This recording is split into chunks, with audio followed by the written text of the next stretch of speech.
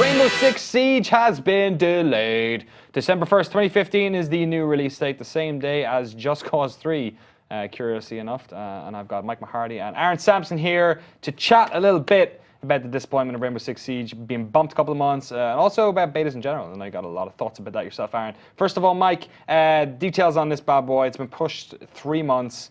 Surprised at all? A little bit. I mean, the beta. The good thing is the beta's still September to mid-September. Yeah. The beta's still the same date, so you're still gonna be able to get your hands on the closed beta. They've been throwing keys away like nobody's business. Yeah. Like you're gonna be able to play this game. It hasn't been delayed that much. Yeah, it's supposed to come out in October. It's been pushed back to December. It's not so bad. And it's interesting you talk about the beta, because this is a game that has been baited for like a year now. There's been a couple of them, and I remember keep going back and new stuff being added and being tweaked a lot. Yeah, I mean, games go into betas when they go into betas for the right reason, it's for balance. That's what they always claim when they delay is, we need time to actually dig through our play tests and fix the games. There's a couple of games. It's interesting. Like a good case study was Battlefield Hardline. Yes. Did too many betas. Yeah, right after E3 when they announced it, I think that weekend, they had the first beta, and then they fundamentally scrapped almost that entire mode. They just kind of rejigged everything from there. You think it had too many, though, throughout its life cycle? Yeah, betas are kind of an art form. If you give away too much of your game, then when it launches, people might have already played your game. Some games, like even Destiny, when it originally launched, I think you'd played about a fifth of the content. Yeah. Right, yeah. By the time it launched, because of the beta was on one of the, 4 or 5 planets. Also, you could argue with all the changes they've made that this past year has been a beta. Yeah. So it's interesting. Betas are something that developers can use if they use them right and they use their delays right. You end up with a better game. If they use them wrong, you've already burned out your audience before you launch your title. I'm also curious because didn't they kind of say that the reason for the beta was to largely work on the co-op, like the specific co-op modes? What would that be, the terrorist hunt? Yeah, terrorist hunt was a highly requested mode by the fans. I think a lot of people who, played Vegas and some of the other titles, they like multiplayer. Not everybody loves multiplayer just because, it's one life, you get hit and you're out, and you got to sit there and watch your friends finish every match.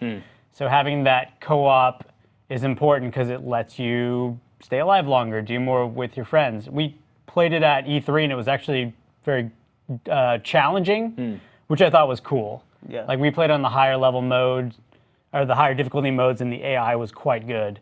And your team communication had to be good, so a lot of the strategies were the same. So it's a more Terrorist Hunt is like a more accessible version of the multiplayer. Which I'm curious why, after having so many people played Siege already, I'm wondering why they pushed it back again. I wonder what actually was the impetus for that final decision. Yeah, was there, because I've played a little bit of it. Aaron, I know you've played a lot more. Are there any standout sort of parts of Rainbow Six Siege that you think required addressing? Was there a lack of modes, a lack of maps, or was there gameplay stuff that you think actually did need a lot of TLC?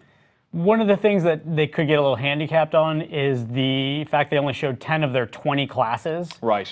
So, maybe people got really good with the first 10. One of them, including Pulse, who could see through walls, he was a little overpowered, so they tweaked his ability.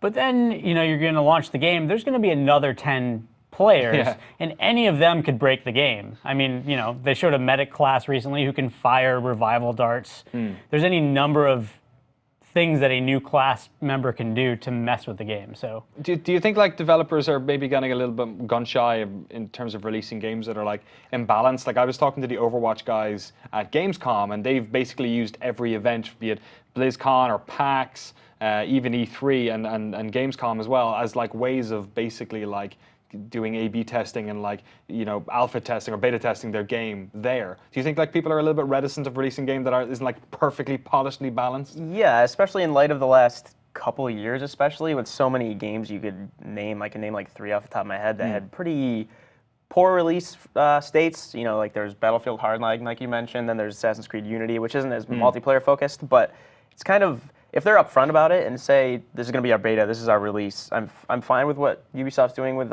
Siege, just because, again, if it's not that much of a delay, but it's still a delay. But if it's not going to be another 4 months. Like, At least it's this calendar year. Yeah. Like Yves Guillemot came out, I think it was around E3, saying like this was going to be the biggest FPS Ubisoft have ever made. Yeah. They wanted to outsell Far Cry 4. They're obviously like wanting this to be like a big esport deal, like a Counter-Strike Go level kind of people playing it. You always have to be a little careful, though, as a journalist when it comes to those sorts of ambitious statements. That's the kind of thing that your audience will tell you if you have. If you're telling your audience that's what it's going to be, that may or may not happen. Does it feel like that to you? You're somebody who plays massive amounts of like online first-person shooters, specifically like military tactical ones. Does it Siege feel like that type of breakthrough game? Rainbow Six Siege, I personally love the tactical combat. I like the change of pace, but it's going to have to prove that it's not like Evolve, which was really good at doing one thing, but ended up, a lot of people felt just being a one-trick pony. And if you didn't like that pony, like, then the game had nothing for you, right? And it turns out it seemed like anyway in the months after Evolve's release that not enough people did like that pony, and the fall off was like that hurts the game so much more when there's not enough people playing it. Like you need that critical mass, right? So yeah, Siege is going to have to prove that it's a more versatile game if they want it to be competitive with Far Cry. I mean, you know, you're not going to be popping a wingsuit and like flying 200 feet down a canyon and then stabbing an elephant to death with, you know, a shovel. That's just never going to happen. And what they delayed it for. I guess I'll have to wait and find out. Aaron and Mike, thank you so much for coming on, talking all about Rainbow Six Siege, which will be out, like I said, first day of December, right before Christmas. That is if you're not playing Just Cause 3 that day. We're going to be back in a second talking about Call of Duty Black Ops 3. I think I tweeted it was Black Ops 2 earlier, accidentally. There's so many Call of Duty games. 2.5. What, 2.5? Well, the beta right now. Is that what it we feels call like? the beta 2.5. Ooh.